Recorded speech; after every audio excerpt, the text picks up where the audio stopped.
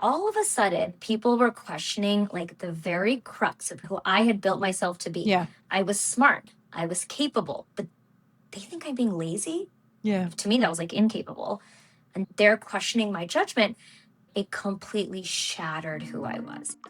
Hi, everyone. Welcome back to Sense of Self. I'm your host, Dr. Gauri Aragam. Today's guest is Dr. Dhivya Srinivasa. Dhivya is one of those people who you see online and immediately think, how is this all the same person? She is a mother of three, a double board certified plastic surgeon, a microsurgeon, the founder and CEO of the Institute for Advanced Breast Reconstruction and of Avara Skincare, and now a podcast host, who growing up, I think never entertained the idea that she couldn't have it all. I have been following Dhivya online for a while, and she is a genuinely refreshing presence on my feed. I love how she wields her intelligence and her wit to hold people and systems accountable, all while serving a full glam look from head to toe and teaching us how to do it. So it's really no surprise that she has built a fiercely loyal community. For this conversation, though, I wanted to go beyond the hot takes and get the backstory. Like, who is she? Divya is the eldest daughter of Indian immigrants and was raised with the kind of deeply woven self assurance that most of us spend decades trying to cultivate. But there was one chapter that shook even her, and that was residency.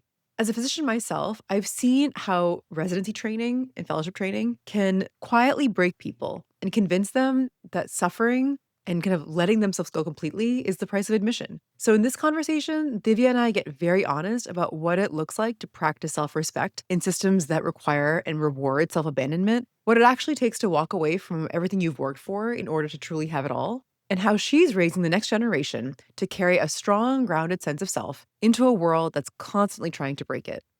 So get comfy, grab a notebook and a pen, because when it comes to Divya, you'll probably want to take notes, and let's get started.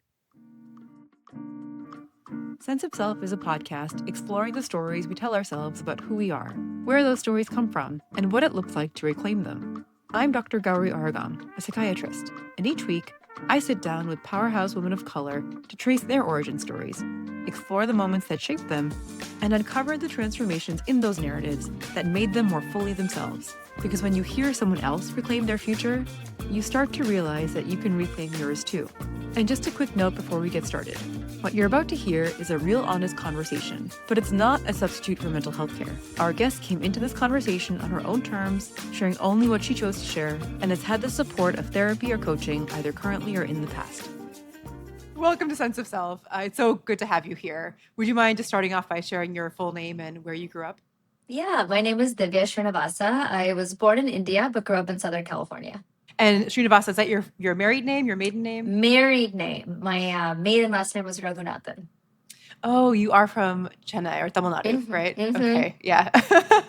I was like, I can tell the Srinivasa is like very like Karnataka, like Kannada. Yeah, So my like, husband's family is based in Karnataka. Oh, nice. And your name, Divya, did your parents have any inspiration for that particular name? No, and like the running joke between my sister and I is like I got the basic Indian girl name. Divya's like, it's like was such a common name in South India. No, I honestly don't think they did. I think they just were tired of arguing over what my name was going to be, and they're like, Divya. And so you have a sibling, or how many siblings do you have? I do. I have. There's 4 of us total. 3 wow. girls and a boy. So I have 2 sisters and a brother. Okay, and none of them have basic names. It's just you. Well, so my sister's Sharanya. We've decided that she got the solid name. Mira, I feel like is a common basic Indian girl name, but it's like a decade. It's like a different generation. Like Dhivya was basic in the 80s. Mira, I feel like is like late 90s, early 2000s. And then Arun is classic, right? Like how many Aruns, Arjuns do we all know? Yeah. How old were you when you moved to SoCal? Like 1. I was a baby. And so growing up in SoCal, can you tell me more about what it was like growing up in your family, what your parents were like? Yeah. So I grew up in a suburb north of LA, and I always say my parents were like oddly conservative and oddly liberal, just such an interesting interplay of the two. Very much like my grandparents were very like from South India, right? Like really conservative in a lot of ways that represented their generation. But my parents are such feminists. I mean, my mom went to medical school. My dad did everything he could to make sure that he supported her medical career. And they're also to this day, like very liberal when it comes to how to raise daughters. And so we grew up and watching them find that middle ground, right? Like letting go of some of the past and then absorbing into American culture and what they believed even before they came to this country. So growing up with Raghu and Sudha, academia was first and foremost. It never mattered what you looked like. It was always about your brain and your intelligence. But we also like had a lot of fun. I mean, my parents used to take us traveling all the time, and we really like we all have a pretty healthy sense of humor. We're always roasting each other, and I don't know how they hit that perfect chord with us, but I feel like I look back and I don't feel like they were too conservative or too liberal. Like we had rules, and maybe some of those rules have changed in how I parent, but it was just like the right balance, I think, for that time. And I thank them for that because I grew up focusing on academia and that paid its dividends. Yeah.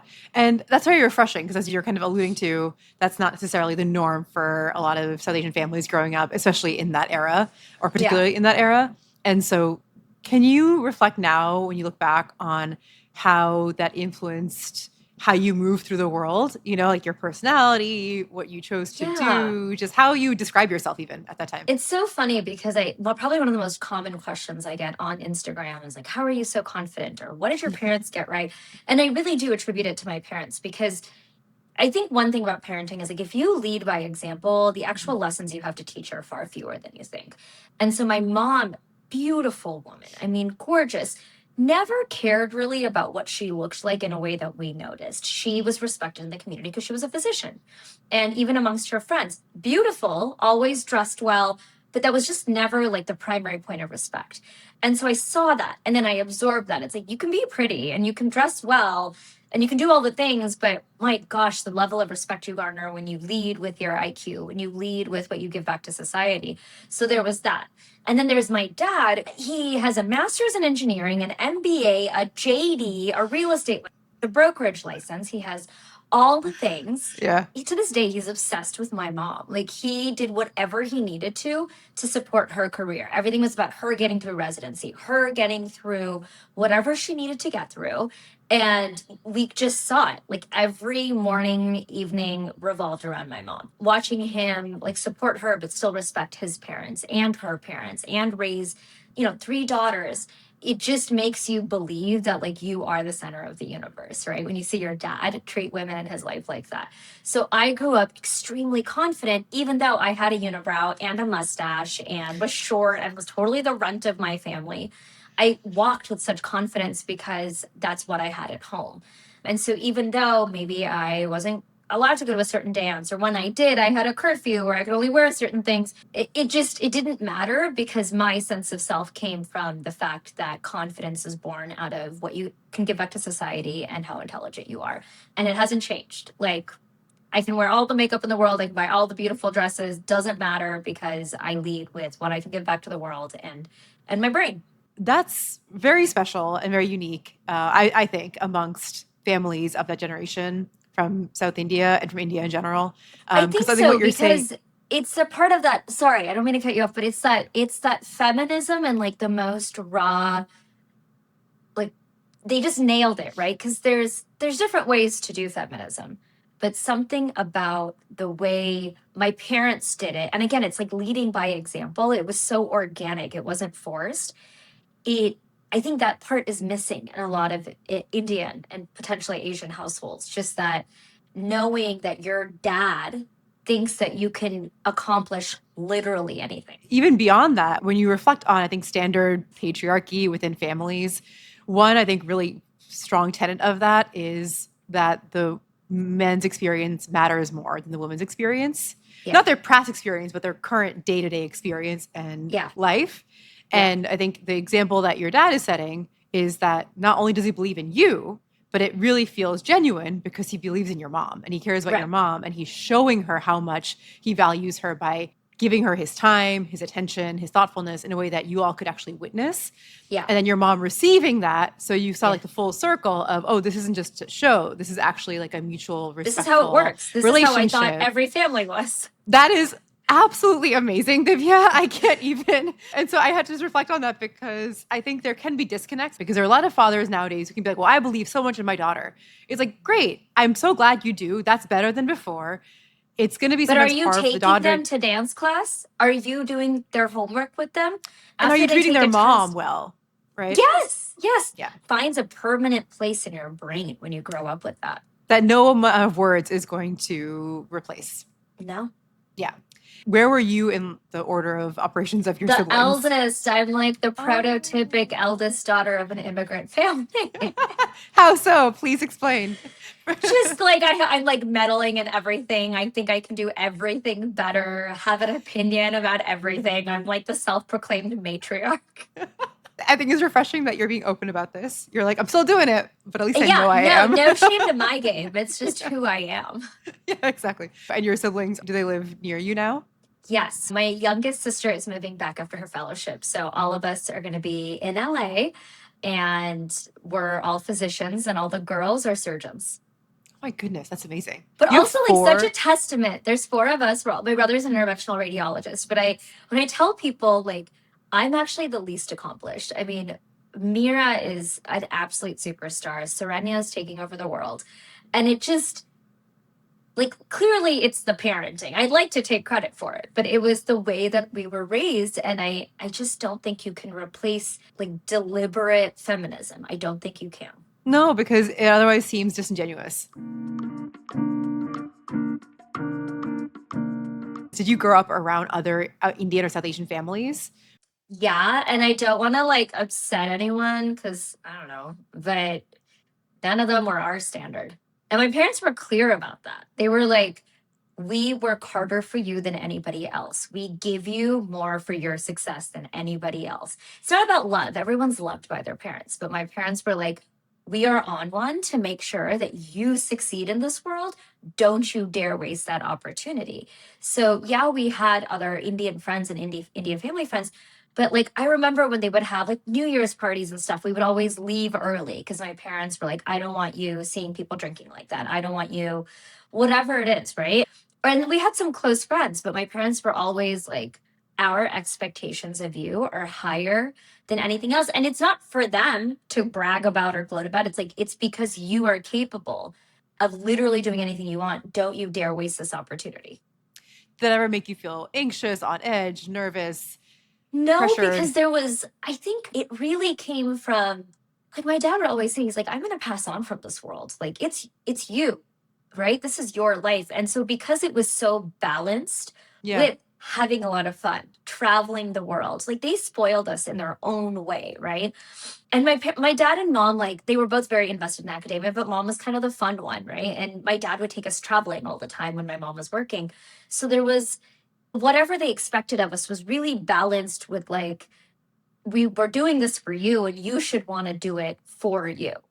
And so I didn't because it just felt like they want the best for me. I'm not disappointing them. It's I'm disappointing myself and I should want more of myself. That's, gosh, your parents and you can teach like a parenting class because that's not common to hear. It's really heartwarming because what you're getting at also is that there's a secret sauce and it's hard, but it's doable. Like there's actually, it's Well, actually in it's some ways doable if it's simple. who you are. That's Yeah. again, it wasn't my parents just being like, you're doing it for yourself. Hmm. It was everything about what they said, how they treated me, how we spent time together. Everything was about like, how are you going to be the best version of yourself in this world that you're in? If it's not genuine, kids are not stupid. They will pick up on Exactly. it in a heartbeat.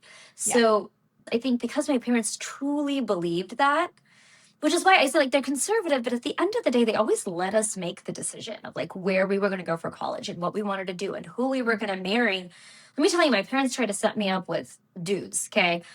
And at the end of the day, when I was like, this is not working for me, I'm gonna find my own husband. Also, P.S., this is who I found. It was just because at the end of the day, they truly do believe that it is for me. And I have to, they'd always say, if I raised you right, you're going to find the right guy. If I raised you right, you're going to make the right choices. And whatever mistakes you are going to make, then there must be lessons in that because that's the mistake you need to make. So because they really like in the way that I was disciplined and the way they responded to my decisions further affirmed that, yeah, it really is about me. I don't know that they really ever had to say it. That's the thing. Like, I don't remember my Yeah. parents saying these things, but I knew it. Even everything you're saying out loud of, oh, here's what my parents said to me, and in terms of don't you waste it, it's clear that their tone in saying that was not for them. It was very much for you. And I think to your point Yeah. of kids can really feel that. They feel when suddenly there's like an external pressure as opposed to an inherent internal one, intrinsic one. They can feel when someone is having you do something for them as opposed to helping you find the drive and the passion and the reason to do it for yourself. Right. Because that's the only one that's long lasting, or, that doesn't end in burnout and all kinds of other things. When growing up, did you ever experience any kind of like bullying, or did you ever All experience the time. All the time.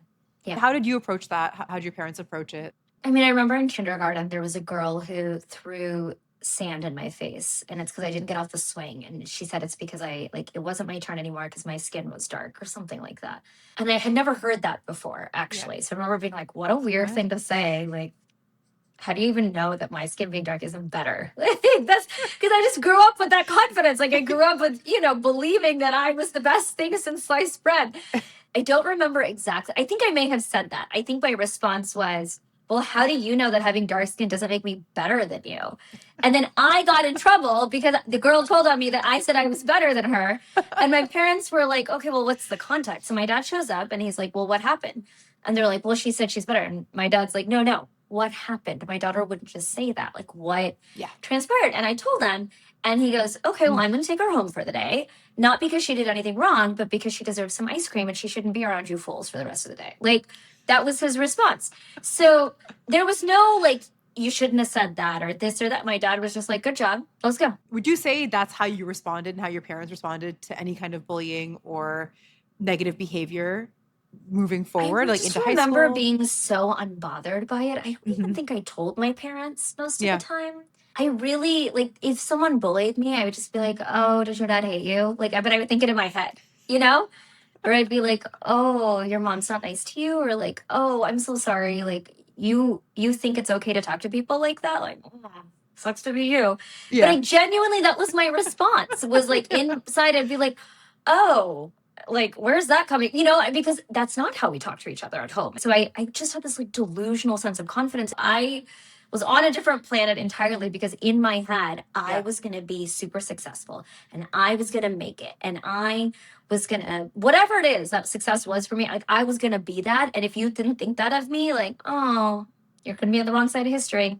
That's remarkable. I do remember, I grew up in a wealthy neighborhood. Not always, but my first half of my childhood was in a very like middle-class, lower middle-class neighborhood. And even though my mom was a doctor and my dad was an engineer, I always say, like, stop hoarding your money, guys. But it's such a South Asian thing to do. They would just save every penny. And so we always had like secondhand cars. My dad was always trying to fix the Buick on Saturdays. And then my dad bought a lot and built a house. It was almost like acutely at 13, I switched to a very wealthy neighborhood. And in between, there was like a transition middle school in a very, very wealthy neighborhood. It was obvious that the girls were able to buy things that my parents would never buy for me because they didn't believe in spending that much. And I remember when Jack Purcells were all the rage, they were $50 a pair of shoes. And like, that is not how we would roll. You go to Kmart or Sears, Diwali and maybe the beginning of school, that's it. You get a pair of shoes, like, roll with it. And I remember just being like, man, I just want Jack Purcells. But I can't even ask because my dad would laugh if I asked him to spend $50 on a pair of shoes for me. And so it gave me this drive of like, I wanted to be wealthy enough to buy myself whatever I wanted. And I know that like that also had an impact on me wanting it. But there was never a minute where I wasn't grateful for where my parents did spend their money and how they supported me. And it was just, okay, if I want to be like that, and I want to be able to buy whatever I want, then I'm going to have to work really hard and be really smart and get a job where I can afford it. Did your parents ever make you feel like there was something wrong with the people who did spend it? Was there any judgment? No, it was, no. And my mom, again, like, that's the thing is like, we weren't poor, but they acted poor for so much of my life. Like, they acted, so I really thought like, I don't know. I just thought like, okay, we must be poor. Like my dad's never bought a new car and he's always trying to fix the engine on the Buick. And like, I only get new shoes once a year. Okay, like that's cool. And they never said that I couldn't aspire for that or want that. I wasn't a bad person for wanting it. Yeah. But it was always like the pathway to that is you got to be a good person and smart first and the rest will fall into your lap. That was always like the ranking and the value system. So cool. You can want those things. Have at it, kiddo. But you better be a good person and you better be smart. Yeah. And again, they say those things, but then they live those things, not just telling you to do them. And I realize like as I navigate my own child through school and different bullying things, I'm like, I don't know how to respond. Like, how do I get it right the way my parents did? I think that's what's tough because if you try to reproduce it in this new era and this new Yeah. age, it's just you Yeah. can't really fully, right? Because it's just a Yeah. different context, it's a different time. Well, the inputs are so much more Exactly. extravagant, right? Like we had very little extraneous inputs when we, who we talked to at school, who our parents let us hang out with. I didn't have input from social media, input from television, input from, wasn't there. Yeah. Yeah. That's, I think, where in this new age, right, what your daughter is wanting, it sounds like, is just validation of the hurt. It's like, Right. yes, and, it's like, yes. Well, how do you tell your daughter that she shouldn't care what she thinks about when your platform is about the makeup you put on and the clothes that you wear, right? Like, I live in my own hypocrisy a little bit, so it's hard to be like, well, no, you can care about it later after your degree and you've like volunteered and donated, then you can care, right? So she's kind of like, wait, I'm not supposed to care what I look like, but you have more bronzers than letters in your name? Like, Yeah. No, I appreciate that. And I also appreciate the self-awareness because I think it's the first step to like being able to figure out what the good balance is for you and your family. Each of your kids is different. Do you know what I mean? Like some kids may not think that way, other kids do think that way. So but you know what I think is so interesting about the anxiety point? My firstborn, hyper anxious, very like super into his performance academically, which that part I get. But the anxiety, I'm like, dude, chill. Like 96 a great score. Why are you stressed that it's not 100? He's like, no, it must be 100. And I realized what is different for him than what's for me. I spent summers in India. When you spent summers pumping your own water, you don't have electricity. You see people that are so poor, they can't afford food or clothes or shoes. It ain't that serious, right? Like you grow up with it ain't that serious. My oldest doesn't have that perspective. We go to India and then stay at the Oberoi, right? Like he doesn't have my grandmother's house to go back to.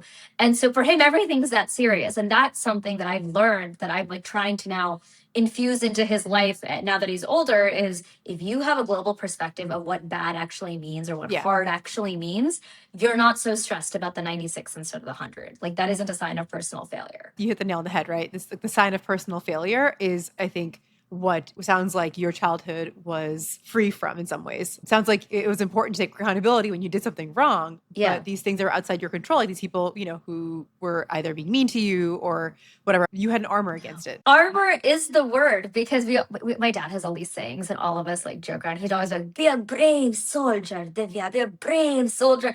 And he always says that. He's just like, be a brave soldier. Like whatever you fucked up, it's literally not that big of a deal because you have everything in the world to overcome it. And I do think that's hard to explain to kids who like grew up in the lap of luxury, who go to private school, everything's given to you on a silver platter. So then your frame of reference is so narrow that you actually think like this is what life's about when life's actually about all of this. Yeah, no, I totally agree. And it's hard to reproduce that fully. And then now here you are like excavating your past to be like, how did this sort of happen organically when there were all these things that I just by default de facto cannot recreate now, like your grandmother's house, for example, right? Like what is the modern day equivalent of that?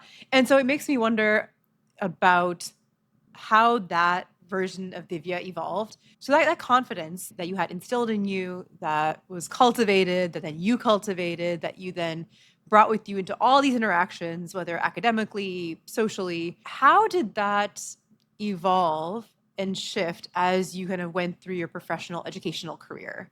Do you feel like it got incinerated? No, it got incinerated in residency training. I mean, it was incinerated. And I always say this, I am so confident and I grew up, I have access to these human beings that will support me through anything. And I needed mental health services in plastic surgery residency. I mean, they squashed it. And I always think if it happened to me that bad, like what about the people who maybe didn't grow up confident, who maybe don't have the support system? How do they get through the absolute like nuclear toxicity that is residency training in the United States? And just to clarify, prior to residency, had you ever dealt with any kind of mental health issues, depression, anxiety, anything? No. I'm to this day, I like found myself again. I have zero anxiety. I'm always like, it's gonna be fine. We'll figure it out. I'm high functioning, but without the anxiety, which is such a great combo. That's a great combo. No, even in medical school, like I learned a lot about people. And I went to med school in the Midwest and I went to a combined BSMD program at a lesser known medical school.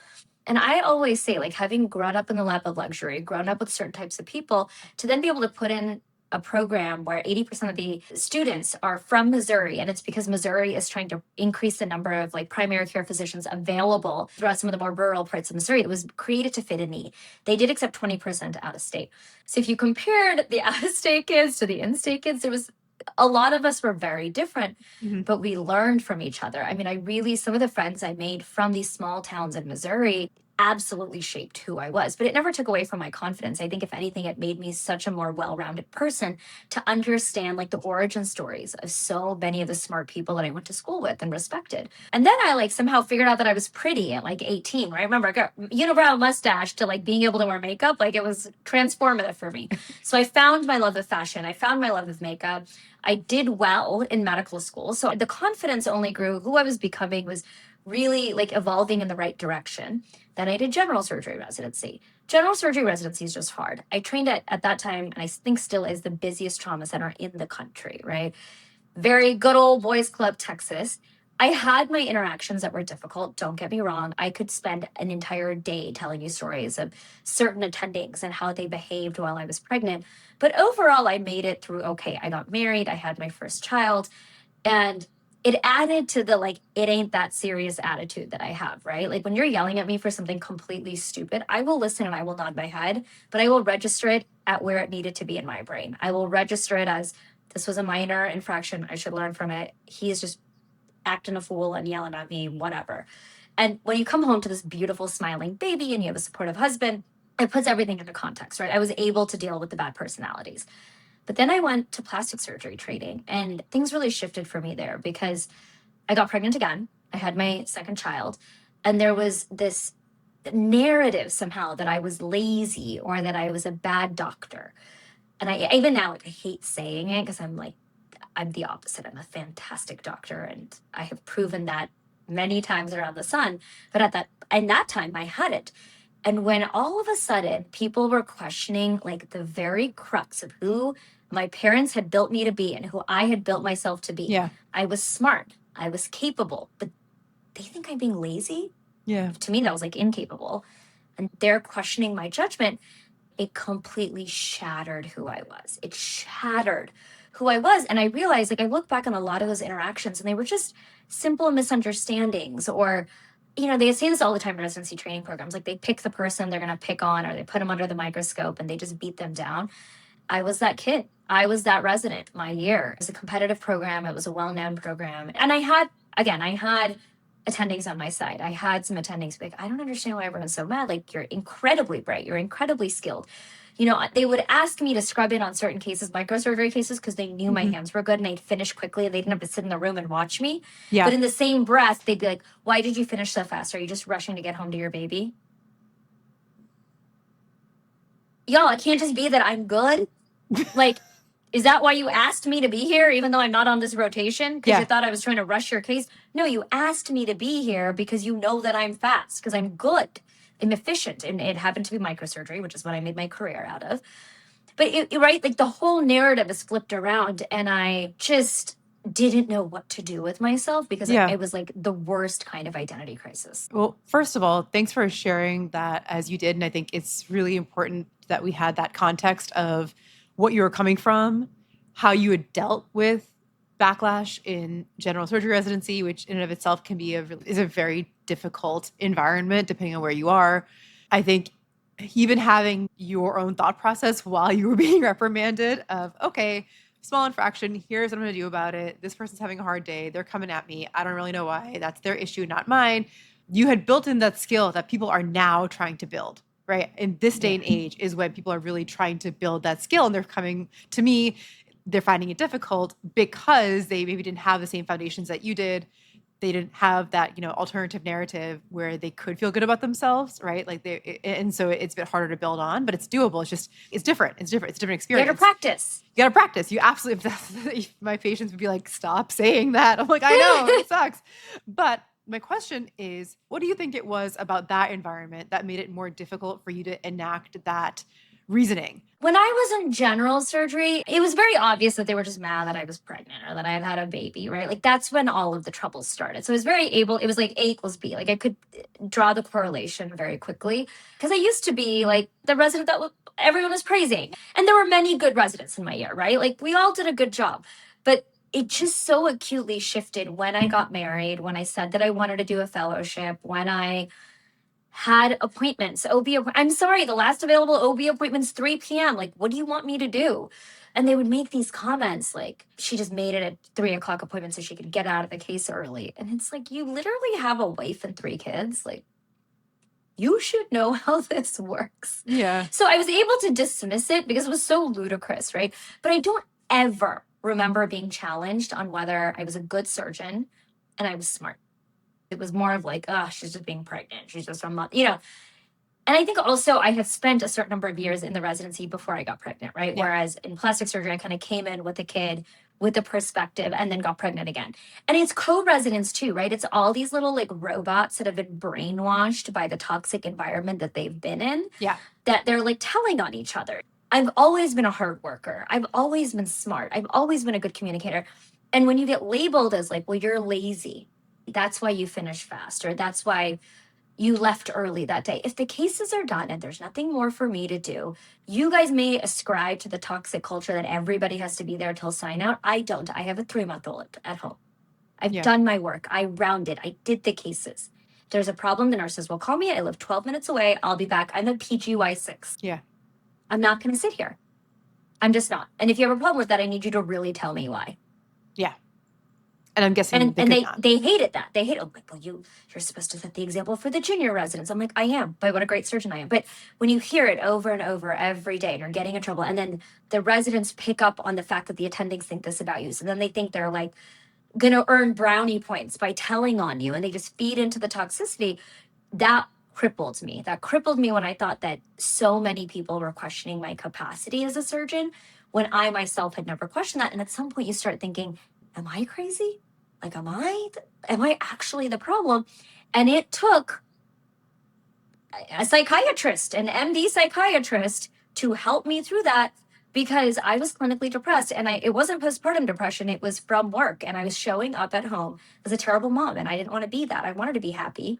And whatever defense mechanisms I had built up, they were not working for me.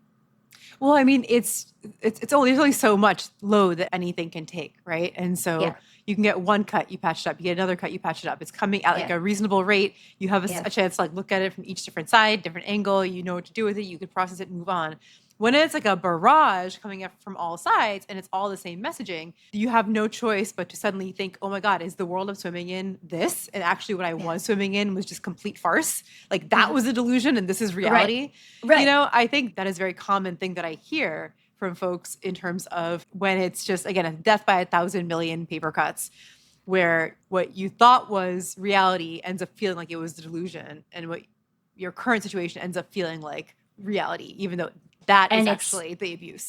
It's crippling. It's completely crippling. And it was so funny because then I went to my fellowship in microsurgery, and they actually sat me down. They're like, look, this is what the other program said. They actually knew me from my intern years. So they were like, that's not the Div that we knew. And we really like wanted to have you on this fellowship, but we just want you to know, like, this is the narrative you're coming with. And it was so funny because I really did get a clean slate. Like, they were just like, I mean, we hear them, that's fine, but also we know you outside of this. Like, we've trained you before. So I don't, like, let's just see how it goes. And the trust that they put in me, and how, I mean, it was like the exact opposite experience. They were so proud of the fact that I had 2 kids. They applauded me. I got pregnant in fellowship. That's when I had my 3rd kid.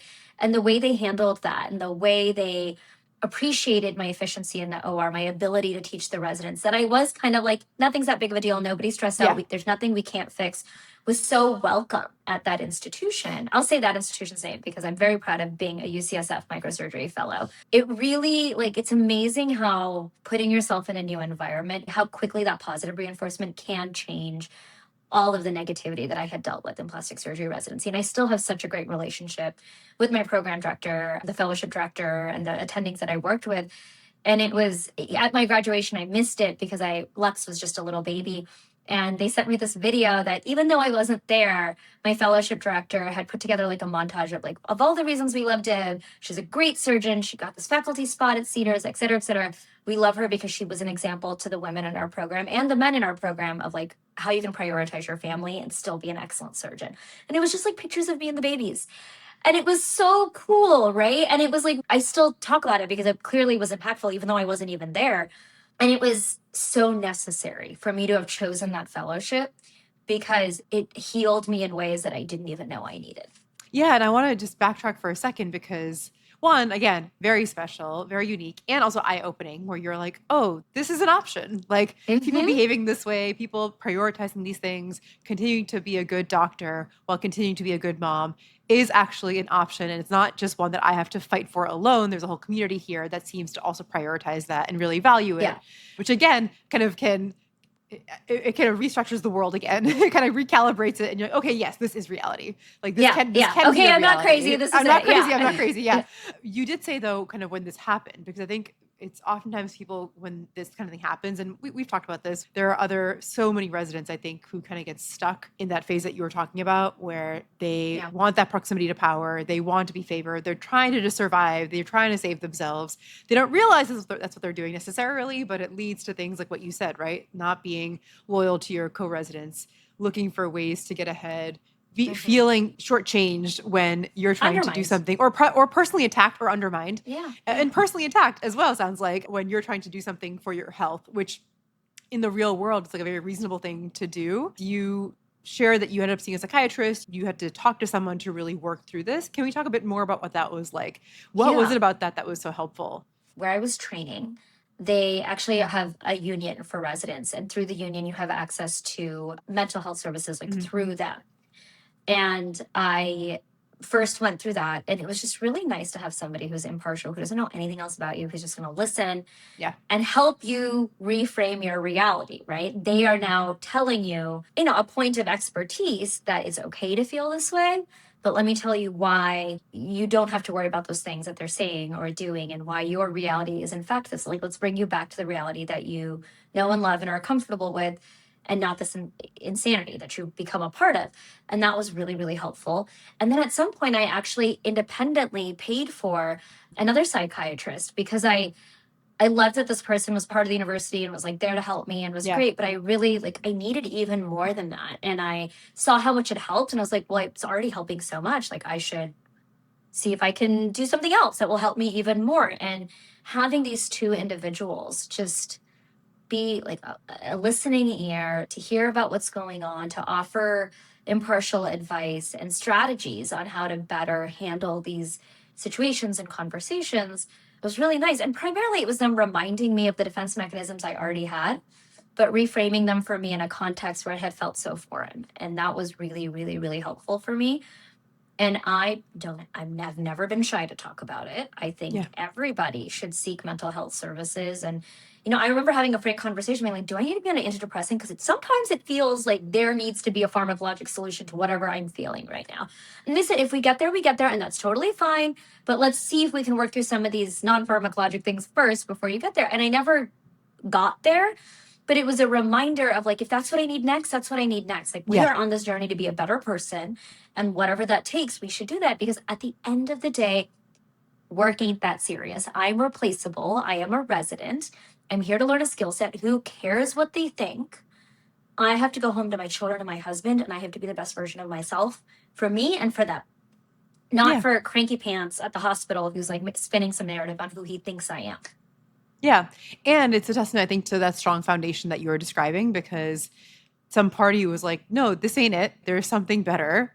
This is not actually who you are. There's something you are not this, right? And I think that also can be a huge motivator in wanting to push and really do what you can do to take care of yourself, because there's still that part of you that believes. And do you remember what it was that initially inspired you to seek out help? Because I Yeah. think that ends up being a huge barrier for a lot of people, because they can internalize these narratives about themselves so deeply that their solution is, okay, I guess I just need to, stop showing up at home, and I guess I need to stop going to the appointments. They end up really shifting their behavior at work to fight those narratives, and that's where all their energy goes. It's when I knew the narrative couldn't be fought. And it was, I hate telling the story because it reminds me of how sick I felt when I went through it. But there was at some point, I don't remember what the actual drama was, some story about something. It was a miscommunication that the resident then presented as negligence on my part when it really was like we were mutually at fault for miscommunication. And they were like, too many people are complaining that you're negligent and this and that, the next thing, we're going to have to evaluate your spot in the residency. Okay. Like it got that bad. And as part of that, they were like, we need you to take a drug test.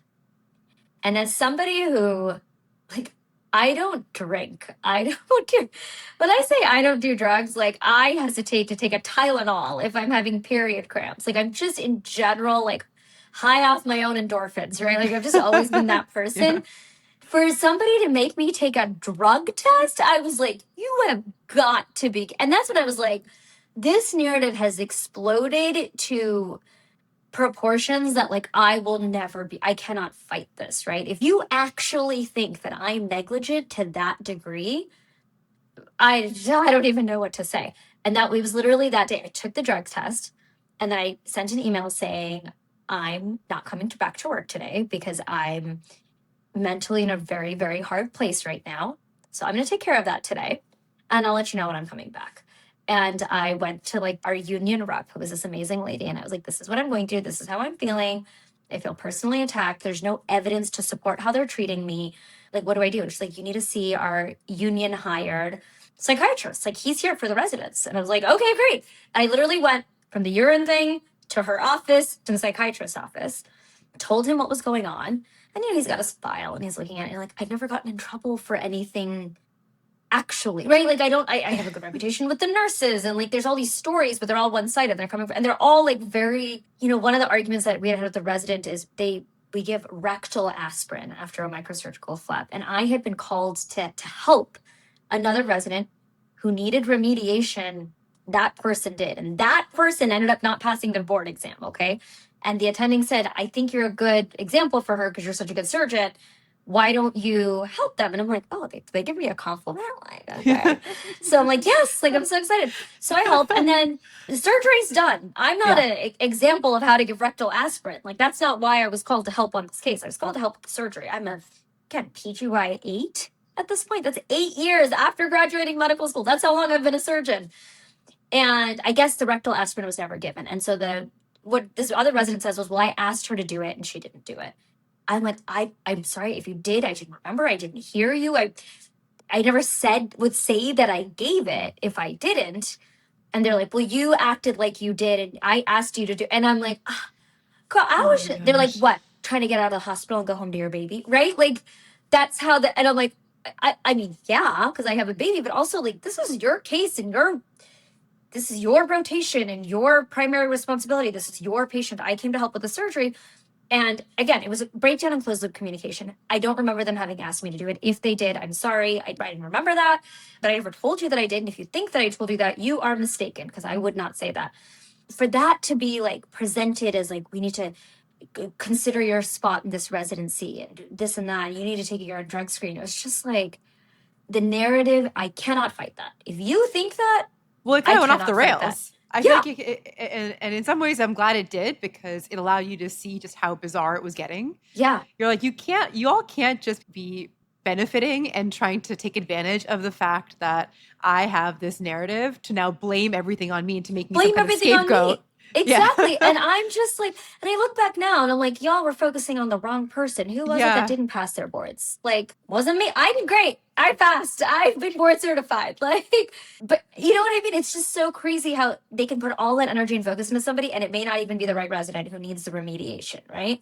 I mean, it really like unraveled me to a point where I was reeling. Like, I didn't know how to work for these people, where I was so scared. Like, everything I'm going to do is going to be misconstrued or made into some story. I knew that I needed help. And mental health was never something that was downplayed in my household. And nobody ever spoke poorly about somebody who would seek mental health services. It was seen as a very respectable and necessary part of medical care, just like OB-GYN or or primary care. And so there was nothing holding me back. I just called my husband. I was like, I'm losing it. I'm either going to drop out of residency or I'm going to go see a psychiatrist. He's like, great, do what you need to do. And my parents were really supportive and my siblings were really supportive. Yeah, there was a Sentinel event and I remember it. It's like emblazoned in my brain. But like you said, it was kind of like a blessing in disguise because it made me see how bad it was and how much I needed help.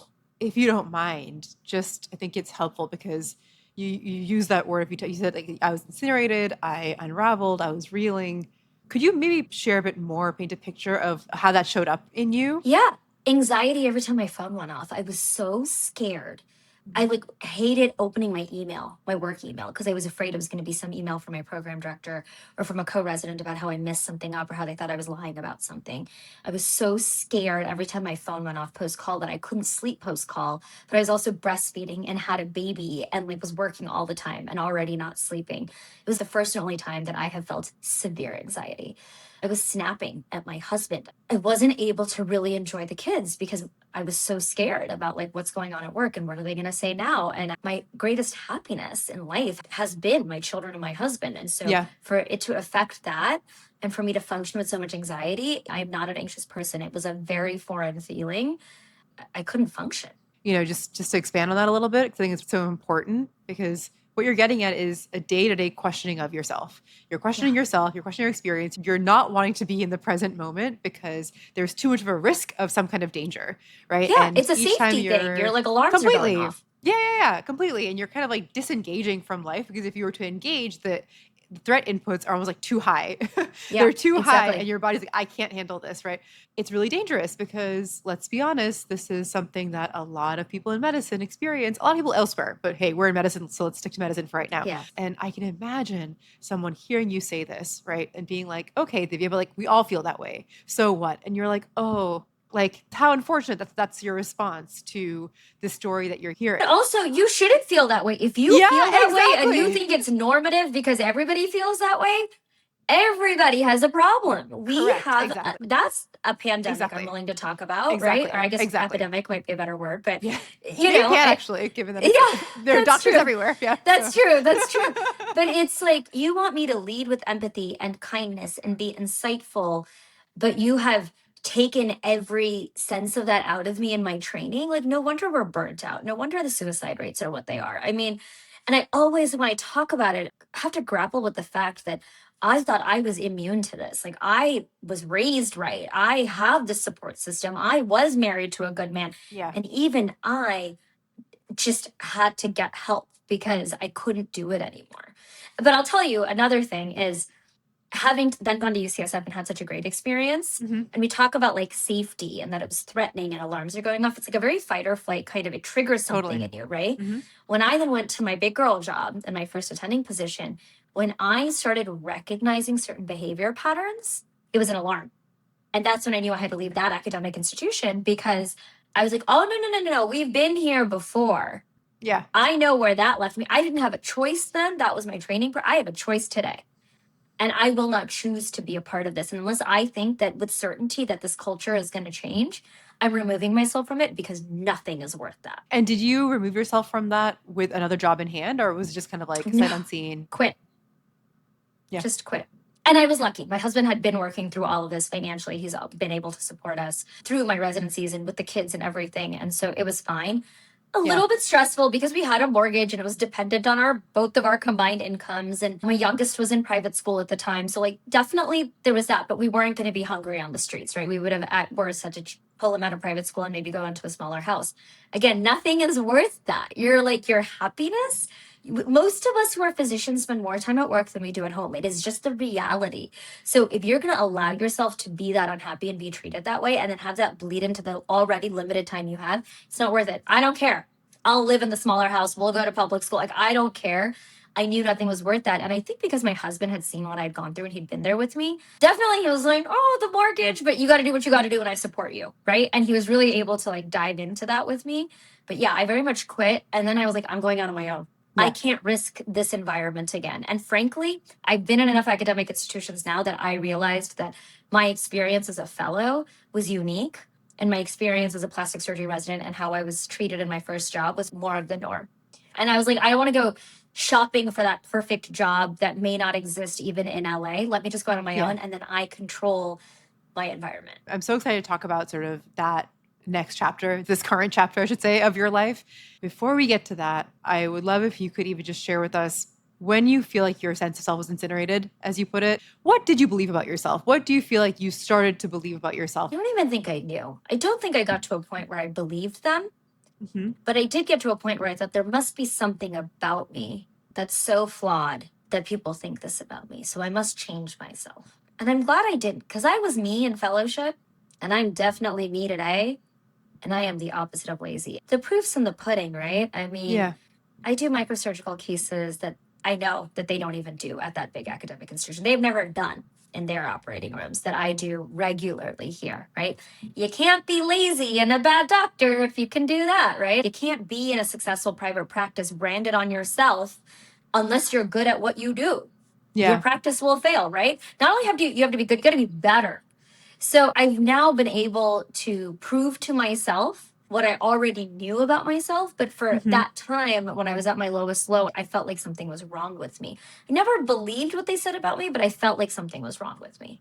Yeah. So it sounds like you didn't get to that point where you believed it, right? I think that Mm-mm. that can also be a shift where that starts to become internalized and becomes the predominant narrative in your own mind as to who you are, what you are. And I've met a lot of folks in medicine who that can become their internal narrative and they can defend against it by becoming, I mean, their behavior becomes pretty toxic, actually. Yeah, they They become take what that they out. fear. They Mhm. just perpetuate the cycle. And I Yeah. think it's just a matter of time, right? How much time do you spend?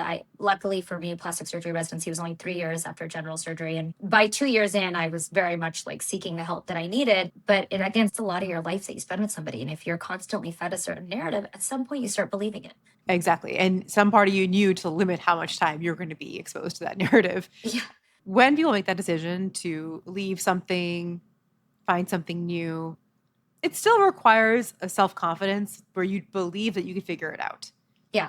Because a lot of people, I think, get stuck there where they're like, well, I'm not sure. Or they might say, oh, I'm listening to Divya's story and I don't have a spouse who's going to support me, or we do have these financial kind of obligations. And I think, yes, that's absolutely true. And I think that is, of course, can get in the way of being able to exit or leave in the way that you might want to. But for those who do have that ability, right? For those who can, it still requires that, again, that self-confidence to feel like you can. Self-confidence, but you also have to realize how bad it is, right? Like I'm a cancer Mhm. reconstructive surgeon, so I deal with a lot of women who are going through breast cancer, and a lot of these Yeah. women have high profile jobs, or like they're Mhm. very involved in whatever it is that they're doing. You know, some of them, like their entire lives are dedicated to these really detailed schedules of their children who are high functioning, right? Whatever it is, they're like, they've never taken a break. Yeah. And then because of this, they're forced to take a break, and they take that break and they go, oh my God, I didn't know that I needed this break so badly. Yeah. Right. And I'm like, as much as cancer makes you scared for life, this should frighten you. Yeah. Like, you should think about unraveling in this perspective, similarly, that you think about what cancer can do to you, right? Like, Mhm. it's completely unhealthy and it can derail you. So you should give it the same respect. So, sure, maybe you're struggling with the self confidence to take that next step, or to maybe go part time. Maybe muster up the Yeah. courage to ask for some change, right? Give yourself deadlines, work in small steps. Mhm. I realized that I was able to make in everything in my life. The leaps that I have made have been because of the people giving me air, right? I get that. And I realize that I'm lucky and not everybody has that, but there's a version of prioritizing yourself that will be situationally appropriate for each person. I fully agree. And there's two sides to the story.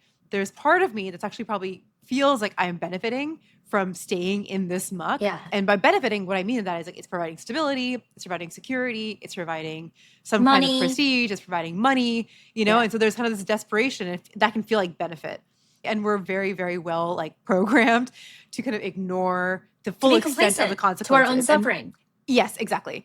And in doing so, you're kind of ignoring the consequences, or you have misassigned consequences to benefits, or just kind of neutral, right? More Yeah. that you made it neutral. And it's like, no, no, no, take that out of the neutral pile and put it into the consequence pile because that is what it is. Yeah. And to your point, when these big things happen, like they have cancer, they have to come see you, and suddenly you're the one at the receiving end being like, oh my goodness, what is this life? What have I done? I didn't realize I needed this rest.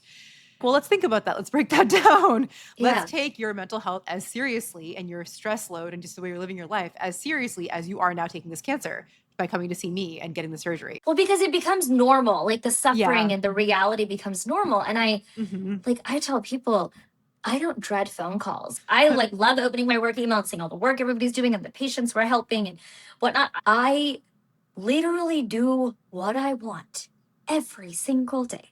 If I am at a meeting, it's because I genuinely want to be there. If I'm on a podcast, it's because I genuinely support that person or that message, right? Like Thank nobody you. has access, of course. And it is so liberating. And I feel like the healthiest version of myself that I've been in a long time because I created that for myself. And I think thinking that that's an anomaly, thinking that that's rare or unheard of, that's the problem. Everyone has become so complacent to what we deserve after going through medical school and residency and fellowship that they think that what they have is as good as it gets. And these sort of faux benefits, like you're saying, the prestige or the title or the meetings, whatever, that they lose sight of what really is meaningful to them. Yeah. But until more of us come forth and say, like, this is unhealthy, we need to change it, it's not going to change. And that requires us acknowledging that it's problematic. It's not just neutral. Because when it stays neutral, that's also what can suck your soul. Because you feel like you're not allowed to call it out as something that's actually harming you. Yeah. So Dhivya, you are like multidimensional. Tell us kind of everything that you do right now in your life. I am a proud mother of 3 children, the wife of an interventional radiologist, and he's always got a lot of projects going on.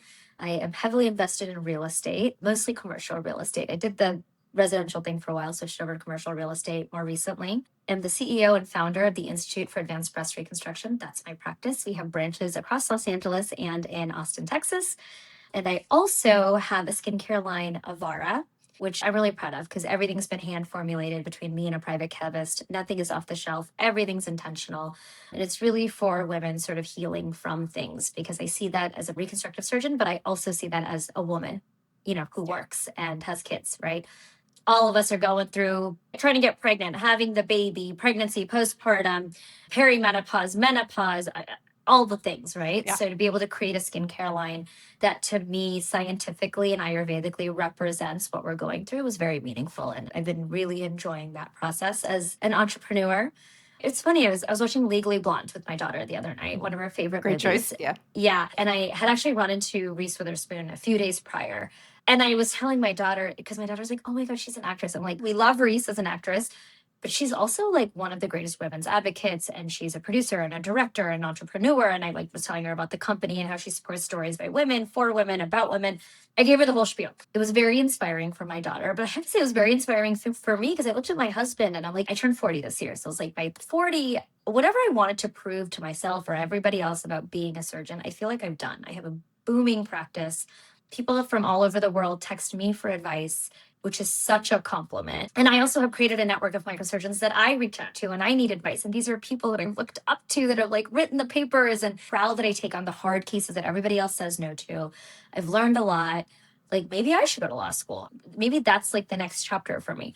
And he's like, yeah, you should. Where do you want to go? Like maybe we should move to somewhere for 3 years. We were just having this whole conversation and I thought, oh my God, I need to pinch myself because the fact that my reality is that I could just throw something as crazy as going to law school out there after having had a full-on career. And my husband's like, yeah, where do you want to go? Where should we move? What should I do? I was like, wow, that is like the reality I want for myself is that I can be this chameleon. And if I'm interested in something, I can pick it up and do it. Maybe I continue, maybe I don't, but I get to be dynamic and I get to take on all these different things in my life. Like that feels so fulfilling. And I think maybe I'm not going to nail it the way that my parents did, but I hope that that's something that I can lead by example for my children and for my daughter is, you don't need to ascribe to what anybody else says. You need to be. There's no right way to be a surgeon, right way to be a doctor, right way. Do what feels really good for you. And if you feel fulfilled, that has got to be the ultimate metric. Yeah, like well said. Cut end scene. You know what I mean? Like, what do you think gets in the way of people being able to do that, Dhivya, right? Because I think what you're saying is highly aspirational. You're living it. You're an example of it, which I think is already helpful because it's like a talisman of like, no, it's real. It's not just words. There's people who embody this and are living it. What do you think kind of gets in the way of people being able to actually do that? Complacency. It's like a dirty word, but I was complacent. It took me a couple of years to leave the system that I was in. And it's because you want to believe so badly that what everybody else told you the dream was, like you're like, this has got to be it. Or like, I'm faculty now at this mega hospital and like doing microsurgery. This has got to be the dream. Why else do you go through all of those residencies and fellowships? Like, this must be it. But why does it feel like it is not it, right? And whether I like it or not, that is a version of complacency. I think that's one. I think number two, we have to raise better boys, because I am in the position that I'm in because of my father and because of my husband. Yeah. And I know so many women who probably could far exceed anything that I've accomplished, but they are not coming from a place of support with their spouse or their family that I have been blessed with my whole life. We were hoping to showcase some of these stories, right? I think people kind of wonder, okay, well, you're talking about sense of self, individuals, identity. And I think that word has kind of become dirty as well, to some degree, of identity. I think we need to change this like narrative around self-narrative and identity, because Yeah. it is actually a very communal and society building process. Well, we don't live in isolation. We don't function Mhm. in isolation. Humans are social Yeah. creatures. We know that. Yeah. So if you can't see your role in society, right, then what is your sense of self? Like, that's confusing to me. I don't know how you can have a strong identity without understanding where you play in society. I think that's the key. That is a takeaway. And that is, I think, the nature of sense of self. It's like it's constantly evolving. As long as you have a sense of the direction you're Yeah. going in, like you'll be okay. You'll Yeah. be okay. So thank you so much for being here, Divya. This Of was course. lovely. I will hit you You're- up next time I'm in town. Yeah, vice versa. I'll let you know. Thank you so much for listening to this episode. If it moved you, made you think, or made you laugh, please share it with someone you love. And if you want to make sure you never miss an episode, please subscribe to our YouTube channel and follow us on Instagram at senseofself.podcast. That's the easiest way to stay in the loop when new conversations drop. We'll see you next time.